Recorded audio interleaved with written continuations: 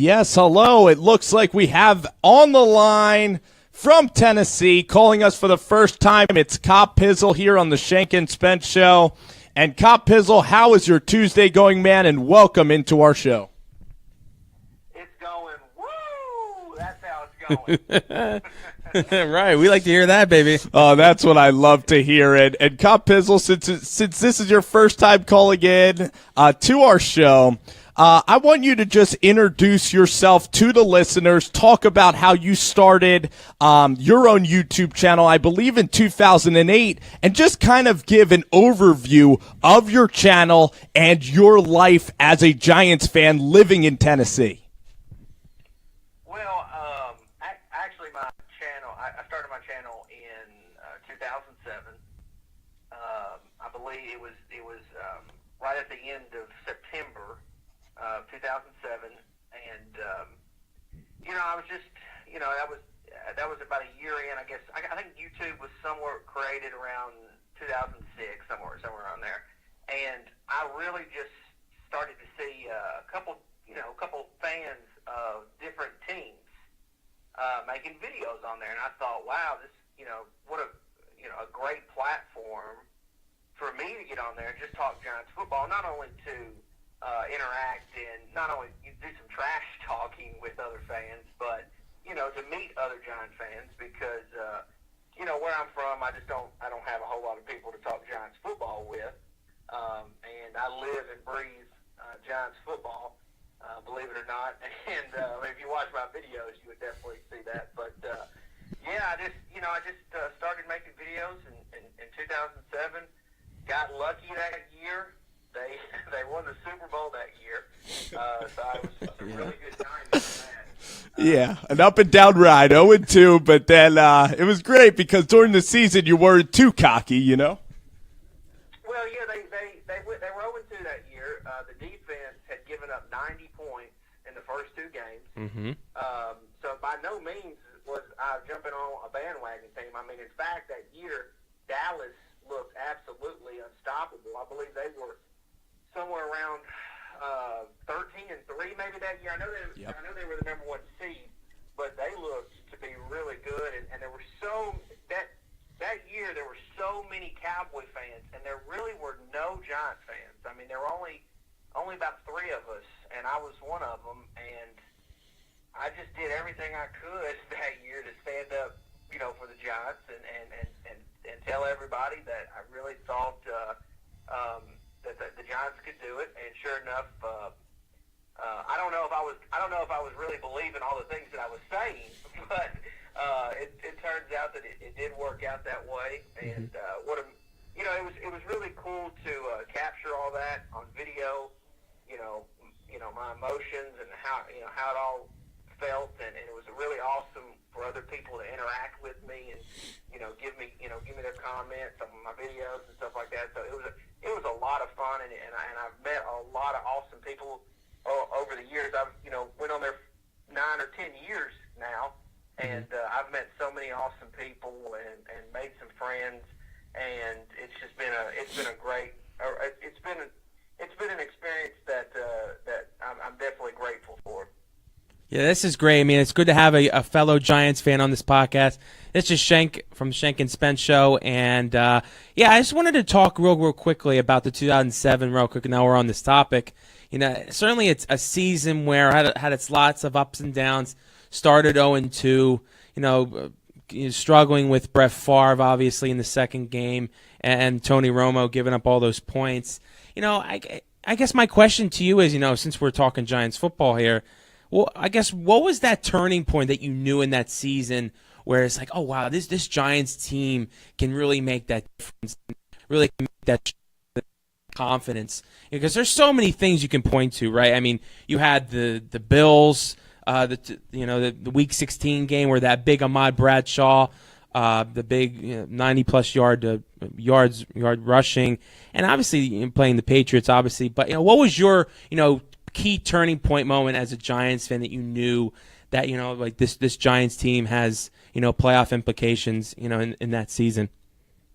Well, there's so many things kind of just unfolded as the season went on. It's like you were talking about with Bradshaw, right? We really didn't know where we stood with our running game. I mean, we obviously Brendan Jacobs was around, but we didn't have another dynamic piece. And when Bradshaw really started to step up, I think Giants fans said, okay, we've got a running game, to go along with this passing game, at the time.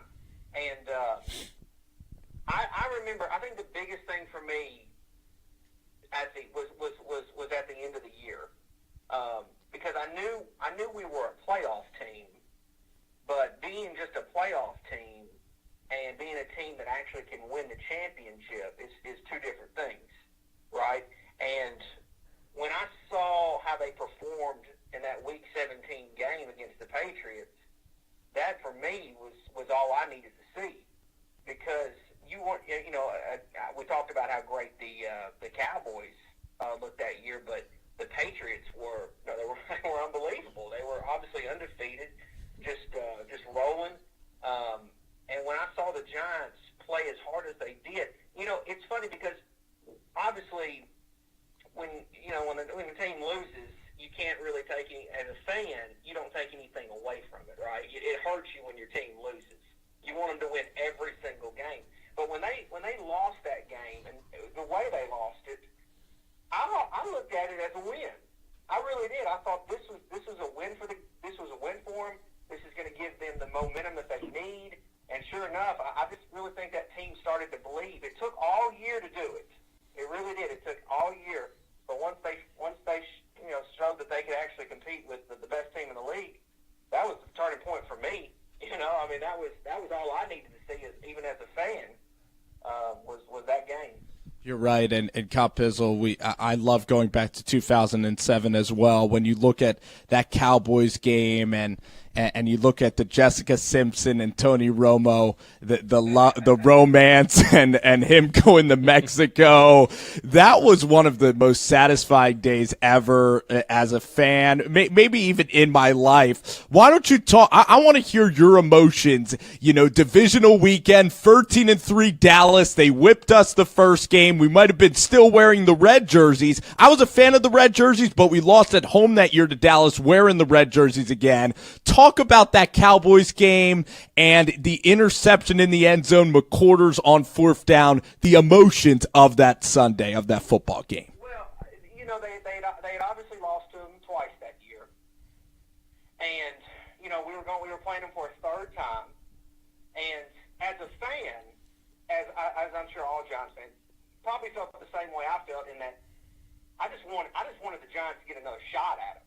I just wanted a third shot, because I really felt like they could beat them. I felt like the Cowboys were overrated. I mean, their record spoke for itself, but I just felt like they were somewhat overrated. And when that happened, when Romo made that throw to McQuarters, I mean, it felt like a lifetime went by. Watching the ball. It certainly did. I was like, please don't let a Cowboy come down with it. Time stop. I mean, just please. I just knew it was going to like Jason Witten too, right? Mm-hmm. I just knew it was, or even T.O. But man, when McQuarters called it, I just was ecstatic. I mean, I could have died right then. What was more nerve-wracking, Tom Brady Hail Mary in 2011 or Tony Romo pass in the air? What felt longer? Ooh. I think the Romo did. Yeah. I think the Romo one. He's right. Yeah, that one just because I don't know how you guys feel. I don't know who is the team that you guys hate the most, but I hate the Cowboys the most. I mean, that's the team that if they literally dropped a nuclear bomb on their facility tonight, I wouldn't be sad about it one bit.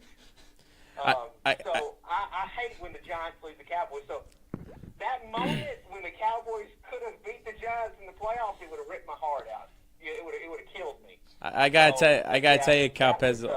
That was really a emotional time for me, but I didn't think it could even be topped that year. But of course, the Super Bowl ended up topping it. So that was a really magical time.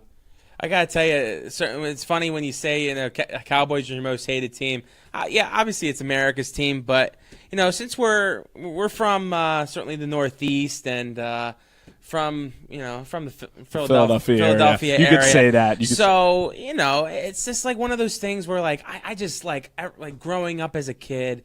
Just being around the Eagles fans, the arrogance of, the McNabb years. McNabb always had the good years. He'd be, flashing his Campbell's Chunky Soup, and I'd be making fun of him for that. And then everybody would be making fun of, Eli, he's got that stupid looking face of his. He's got a deer in the headlights. And I'm trying to defend him, and obviously up to that point, up from 2004 to 2007, and then once obviously made that miraculous run in 2007, it made life a lot easier going to school because I was like, oh well, Eli's got a ring now, and certainly Eagles fans are always envious. I'm sure a lot of them are, at least the smart ones, being with them for so long, but. Our quarterback never went to the Super Bowl and threw up all over himself. Yeah, that's right. That's right. You're right. And he showed no heart. He was so apathetic, Donovan McNabb. Like, that's what I describe McNabb as, is he just seemed like he didn't care. And with Eli, that's what I love about him, is he really, he never gets too excited, and he's always nervous. He's always prepared for the worst, man, when you look at Eli Manning. And I felt like he was going to win that Super Bowl, Copizzle, over Tom Brady, because I just felt it was David versus Goliath, 18-0 Tom Brady. Brady's the evil Darth Vader character, and Eli Manning, he's always been a face. He's never been a heel. Oh, yeah. And well, of course, other fans, teams fans, and I've got this on YouTube a lot, because I brag about the fact that Eli Manning has 2 Super Bowl rings. Of course. Not a lot of quarterbacks have multiple rings. That's a big deal. I mean, it is a big deal. That's what, to me, makes him a Hall of Famer. But, everyone likes to, remind me, well, it was the defense that day is the reason why the Giants won.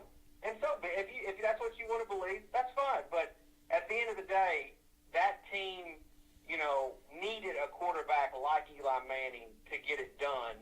And I thank God every day that he was a part of that team, because it's just as a Giants fan, how special is it to know that the Patriots and you look at this past Super Bowl, right, with the Patriots beating the Falcons, and some people will like to say that Tom Brady's the greatest ever. Fine, whatever. Some people like to think that the Patriots dynasty is the greatest ever. Fine, but as Giant fans, we get to, in my opinion, when the Patriots win a Super Bowl, we win a Super Bowl. That's because true. of all the great things that we've done against them. And so, as Tom Brady's legacy grows, it makes those games, Super Bowl 42 and even 46, in my opinion, mean even more. So, yeah, I mean, it's Eli Manning. That's my guy till the day he hangs him up. Certainly special when you look at that, and when you look at those 2 Super Bowls. And I don't know, I'm sure I don't know who you were voting for in Atlanta this past Super Bowl, but I was certainly on the bandwagon and voting for certainly New England, because of the fact I was actually watching a Super Bowl party in New York, a couple of my buddies. But yeah, I just wanted to see the perfection. Eli beating Tom Brady, one of the greatest quarterbacks of all time, twice. You can't say that in the same lifetime. Well, we certainly can at this point. But none of this ever happens without that 2004 draft and that draft trade when Rivers was sent from the Giants to San Diego. And I just want to rewind a little bit, because obviously we have to appreciate that day as Giants fans. I remember just going through that day, and I thought, I knew we were going to get a franchise quarterback, and I was like, I would love to get Eli. I like Big Ben. I like his, his stature as a quarterback. But do you think, looking back on this trade and everything, do you think that if Eli wasn't a part of this deal, you think the Giants could have easily drafted Roethlisberger, and he could have had the same success as Eli Manning in New York? That's a tough question. I mean, it really is. I don't think people realize the old Meadowlands, old Giant Stadium, how windy that place was. Very windy. So, a lot of times quarterback stats are going to be affected by that.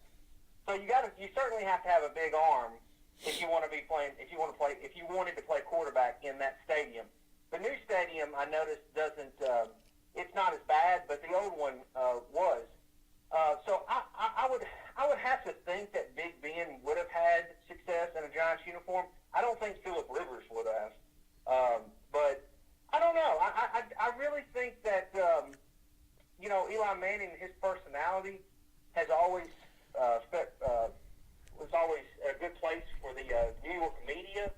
I think that's a big deal. I don't know how Big Ben would have done in the New York media. I mean it's a tough question. I mean I'm thankful. I know one thing. Eli, in my opinion,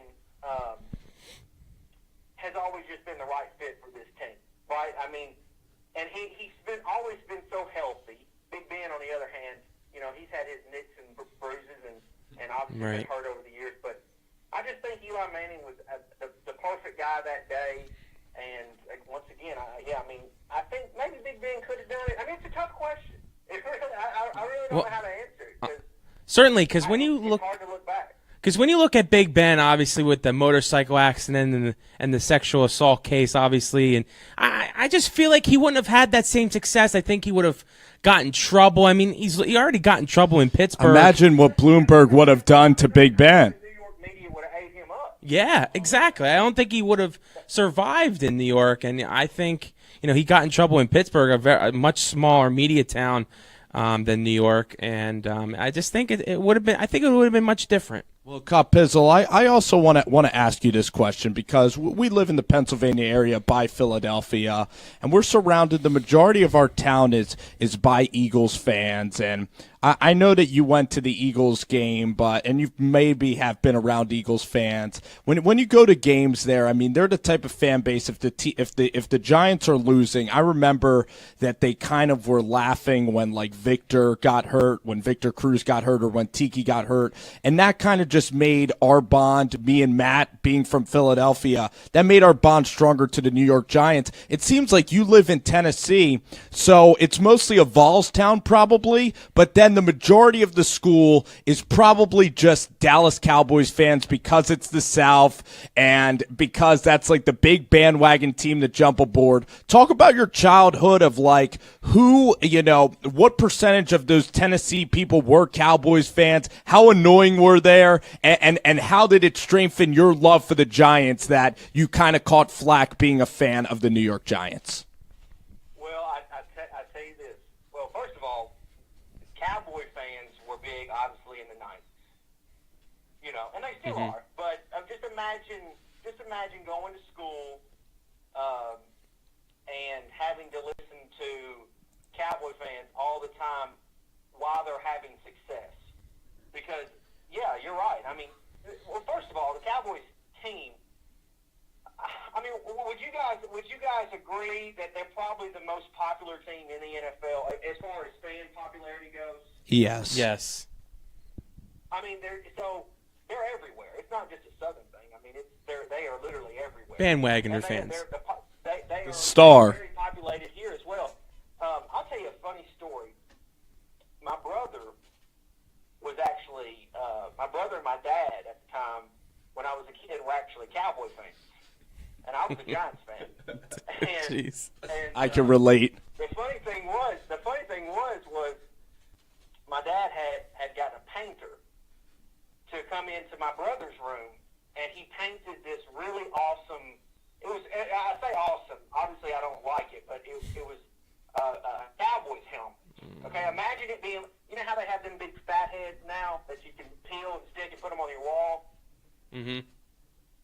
It was just like that. And literally, some guy came in and painted a Cowboys helmet in our house, or in his room. So if I ever wanted to go in and talk to him, if I wanted to leave my room to go to his room, I had to look at an ugly Cowboys helmet. Yeah. Oh God. Yeah.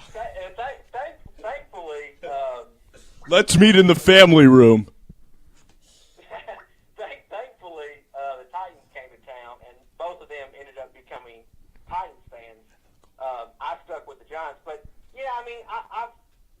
will say that if there was a team's fan base that tormented me the most growing up, it was Cowboy fans. Not only in family, but with obviously school friends as well.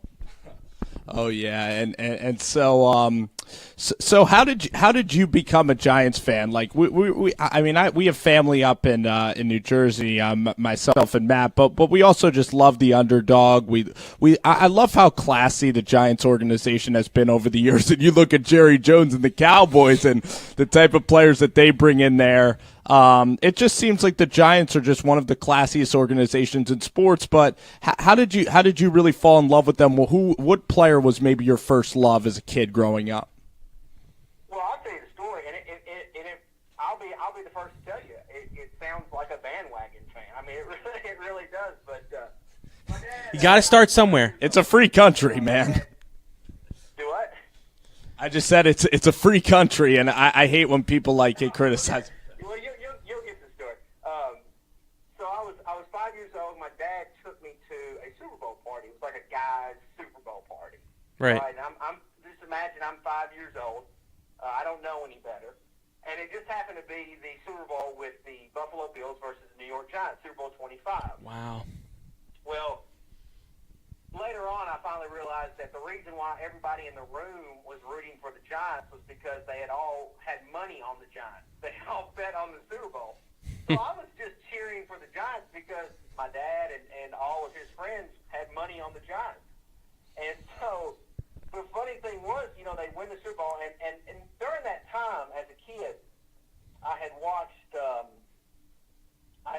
go on their Super Bowl run, through the playoffs, obviously beating the 49ers, and I was obviously mesmerized by Lawrence Taylor. Something about him when I was a kid that my eyes just, was glued to him. But, so they win that Super Bowl, and for whatever reason, it's really, I just wanted to know more about them. Like I would, anytime I could get a book or, find a computer and just research. I remember as a kid when we would do like projects in school, or if we did like a presentation, I would do it on the history of the Giants. I mean, I just would do. So I just always constantly looked for information about them, and That's great. Most kids are Civil War, but you're the history of the New York Giants. Yeah. All these people are doing like important stuff, and I'm going to tell you guys about the Giants. Here's Lewis and Mara. Hey, that's very important. That's very important. Yeah, that's very important. But yeah, I just, and obviously during that time, this was early '90s, so there really wasn't, there wasn't like a direct TV Sunday ticket thing that we have now.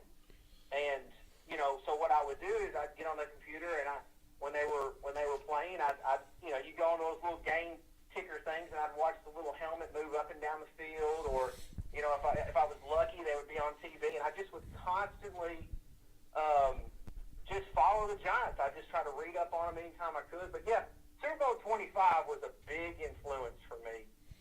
But I stuck it out all these years, and I just for whatever reason that night or that playoff run that year, it just meant a lot to me as a kid, and I'm just continuing that fanhood. Yeah, I tell you, I wish I was alive for Super Bowl 25 because, I would watch, a lot of these highlights about Lawrence Taylor, of how good he was. I just wish I had the chance to see him live, but unfortunately he had to retire in 1993, the year I was born. But I'll say this. That must be special to watch him. Those early '90s, obviously, when Taylor was leaving, Strahan was coming in, Michael Strahan. Right. And so, we're not very good. I mean, Dave Brown was the quarterback. Yep. Then we had Kent Graham, and they were struggling. So, by no means were they ever really good. But I remember, liking Michael Strahan, and in 2007, Super Bowl 42, his last game, I remember he sacked Tom Brady. And he did. And if you remember, after that sack, he did the flex thing. Right. You know, he was flexing, and I don't know why, but I don't usually get emotional and start. It's okay. We cry. We cry too. We cry. For some reason, I started to get emotional right there, and I don't know if it was just all the years following him and just being so happy for him. And so, yeah, I mean, it's moments like that you know how much of a fan you are, you know? Hey, Copizzle, I cried when Lawrence Tynes decided to duck hook the shit out of that field goal to miss it in a 36-yard field goal at Lambeau Field. But go ahead. You know, it's funny. I bet you were crying. I remember the 49er game in 2000, or the year that they blew the big lead. Oh, no. The holding, the whole T.O. dancing with cheerleaders. Yep. Yeah, I remember T.O. doing the dance and Strahan pointing at the scoreboard. And I kept thinking about those moments. That was a real emotional game for me, too. But I was just so happy for Strahan. Because he was the one guy that, you know, I didn't get to follow Lawrence Taylor's career from start to finish. I kind of joined it midway. And, you know, Strahan was the first Giant really that I got to watch from the start to the finish and really follow, or, you know, be a real big fan of. You know, I mean, obviously players come and go. I was obviously a big Jesse Armstead fan, but Michael Strahan was the one guy that really, and I'm so happy for him now because he's doing well, you know. So yeah, I mean, it's. Yeah, I'm sure. I'm sure. I just don't know what to say. I'm sure you were very emotional too as well when Michael Strahan wasn't getting along with Kelly Ripa on the show for 6 ABC. You know, I certainly was crying a little bit, but.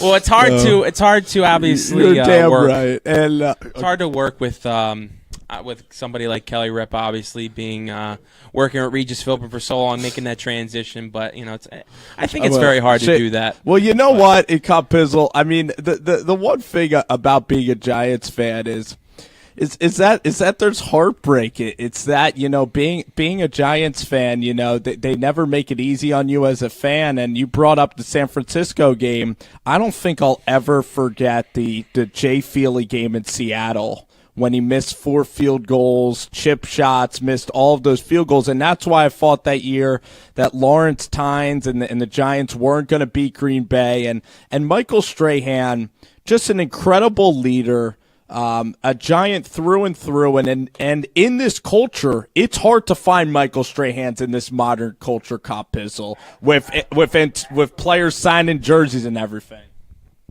Absolutely. I mean, I think if you're a real Giants fan, there's so many games that you can look back on, good and bad, and just in a lot of ways, it strengthens your love for the team. You know, it really does, and that's what you know. People always will give me grief because they're they'll say, well, you shouldn't be a fan of the Giants. You don't live there. You don't live in that town. You don't live there. You know, those aren't. But they don't understand that when you put so much time into it and you have all these emotional ties and you just, you know, you've been through it all with the team. You can't leave them. You can't let them go. You know. I wouldn't care if an NFL team planted in my backyard. I wouldn't root for them. You know, that's my team, and they will always be. So it's always good to have a passionate Giants fan talking to you. I mean, you know, like I said before, I'm always talking to a bunch of Eagle losers. You know, I mean, they are losers because, you know, the way they talk and the way they think they're arrogant. When I went up to Philly, when I went up to Philly, I actually really enjoyed my time there. Really? Or not. You meant the good ones. You mean the good ones? I mean, obviously, I don't like the whole Victor Cruz thing. I mean, obviously, I don't like, you know, unsportsman, you know, that kind of stuff. But, you know, the interesting thing is they obviously gave me a hard time. I mean, I went in there covered in Giants gear head to toe. I mean, literally head to toe, I was covered in Giants gear. Wow. And I just think that, you know, they're just a big sports town. They obviously won a Super Bowl. They can't have it. I just think they're a little jealous. That's all. Mm-hmm. You know? I agree. They just Yeah. 100%. You know, it's just the way it's going to be. You caught them on a good day. There's a few good ones. Go ahead, Shanko. Yeah, I wanted to. I mean, they gave me hell. Of course. I mean, they always give Cowboys fans hell here. I mean, they're always on the street corners somewhere. You know, in my classrooms. Obviously, it's when I go to school and everything. But when you, I wanted to address. I want to fast forward, obviously, to now because the Giants culture, right? I'm sure you've well noticed. There's been such a culture change ever since Tom Coughlin. Now Ben McAdoo is coming in. There's no culture anymore, right? When you got Odell Beckham and his teammates going all the way to Miami, that's just un-Giants like. And if that happened in the Parcells era, Parcells would have certainly cut him loose or bench him because just now McAdoo is just slapping these guys on the wrist, giving them fines. It's such a different atmosphere. But the upcoming draft, I know it's we have a lot of great talent. I've been hearing, especially in the second and third rounders. What do you think? Especially in the early 20s, what do you think we should target? Obviously, our offensive line has been in shambles. Eric Flowers has been very poor at that left tackle position. I guess what position would you address first early in the NFL draft? Can I say something about the boat trip one time? Sure. I think when Shanko opened up that question about culture, I know. I wanted you to stop right there and let you rock that one out. Before the draft, I want to talk about the boat thing. Oh, go ahead. Free reign, go ahead. brother. Well, I actually made a video about this. It's one of the last videos I've made. I feel like the boat trip should be put on Victor Cruz, in my opinion. And I know he's no longer with us, but at that time, at that moment, that was, in my opinion, Victor Cruz's fault. And I'll tell you why. Because Victor Cruz should have been the leader of that receiving corps. He had been there a lot longer. He had already made his mark in Giants history, right? Because even before Beckham had showed up, Cruz had done big things for us. And he should have been the leader that said, guys, this is not exactly the smartest thing to do. Beckham, look, the unfortunate thing about Beckham is this. He's so good that you have to, it's unfortunate that you have to deal with these issues, right? I mean, it's embarrassing that you get a guy that loses the Packer game and he goes and punches a hole in the wall. He puts a hole, you know what I'm saying? Mm-hmm. I mean, that place, Lambeau Field, is one of them, and I'm obviously not a Packer fan. I could give two whatever about the Packers. But that place is a very historical place, and the last thing you should do is be punching holes in the wall. You know what I'm saying? Mm-hmm. I mean, that's not a place that you go to trash. I mean, that's history there. I mean, that's not a dump. And so it's really disappointing that you get a guy that does that and takes his emotion on something that he put on himself. When you do the boat trip, you just put more pressure on yourself. That's all you do. And in a lot of ways, I wish Cruz would have addressed that before they went down there. Y'all know that they invited the DBs to go down there, right? And Landon and those guys said no. Oh, And yeah, those that's guys true. said no. Yeah. And you want to know why? Because those guys acted like leaders. They acted like grown men is what they did. They didn't go down to Miami and do a cover shoot. Mm-hmm. They didn't do that. They acted like men. They acted like professionals. And Victor Cruz, in my opinion, look, Beckham has got to grow. We all know that he's got to grow up. He does. I still want to believe in him. I'm not ready to cut him loose. But, I really wish Victor Cruz would have been the one to stop that. But we can move on to the draft. Well, absolutely, and Copizzle, we know that I texted you today. I said we're going to do 15 minutes. We've been enjoying the heck out of this conversation. So I'm in no mood to stop, but we could do draft next week. I actually kind of want to end our interview on this question, really, about Odell Beckham. I think that it's the most interesting question, and then next week we could go all draft and talk about the current Giants. So when you look at Odell Beckham and the drama that he has with whether it's the kicking net or the dancing, it just seems like Eli Manning. It seems like he's 60 years old sometimes when you look at the youngsters on this football team. And you're absolutely right. Like, after beating the Redskins in a game where the Giants offense once again was awful, it just seemed like when you had Green Bay looming, and I was so excited as a Giants fan when the Saints beat the Bucks and we were actually in the dance again, and I wanted to feel that magic and get so excited. But instead of looking at Green Bay film, these guys are out partying, and it just seems with the whole culture thing, they don't play ground and pound football like they used to in the 90s. It just seems like McAdoo wants to play this soft West Coast offense or this soft aerial raid, and it just doesn't really seem to fit our culture, and it doesn't really seem to fit Eli's strengths, Copizzle. Well, if you're a real Giants fan, you know this. The Giants, in Giants history, they do two things well. They run the football and they play defense. They don't do passing. Passing has never been part of, the Giants' lore, right? I mean, Eli Manning, think about it. Think about all the stuff that happened before Eli, and Eli probably is the greatest quarterback in Giants history. Some would argue, but that's how much things have changed for the Giants over these last several years. But absolutely, and I think that's why that this draft and this free agency, and I know you and I have had a previous discussion about the running back position. Yes. That's why it is somewhat important this offseason to do two things: to change with personnel, to get the right personnel to be able to run the football. But McAdoo this offseason, I'm hoping, incorporates some better, not only running plays, but understands that that's something that we need, right? Because the one thing that happened in Green Bay was, and you guys got me running. I mean, I'm running hot right now because I'm starting to think about that. Our defense was ready to make a run. We were ready to make a run going into the Green Bay. I mean, you saw it happening. And what happens when the Giants go out there and they go 3 and out so fast, the defense just keeps going out there, and it wears and tears on the defense. And we've got we have a special defense. Whether we lose Jonathan Hankins or not, we have a special defense, and we have to treasure that.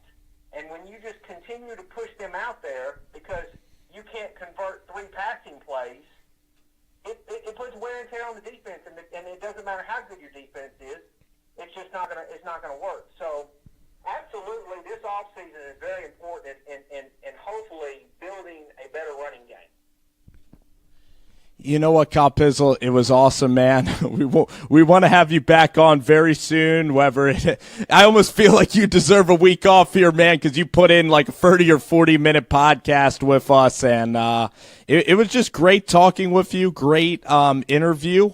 We had a wonderful time, and we're going to get into more nuts and bolts of the 2017 Giants next time we speak. Absolutely, and it was a pleasure to come on, and I appreciate you. I appreciate you guys having me. And if anybody's listening and they want to just come check out any content I have, all they got to do is just go to YouTube, type in Copizzle at Copizzle, and I try to do my best and put out the best content that I can. So. You like Giants football, it's a good place for you. I think we gotta do this in person someday. Just pump out like a Bill Simmons 2-hour podcast. A sit down. I'm coming back to Philly. I know that I am going to go back up because I did have a good time, and I'm definitely going to go. Obviously, try to go next season up to a Giants game up at the MetLife again. So absolutely, yeah. I mean, we're going to do it. We have to do it live. Yep, we're going to do it big for sure. Absolutely. And we'll talk to you soon, Cop. Thanks so much, man.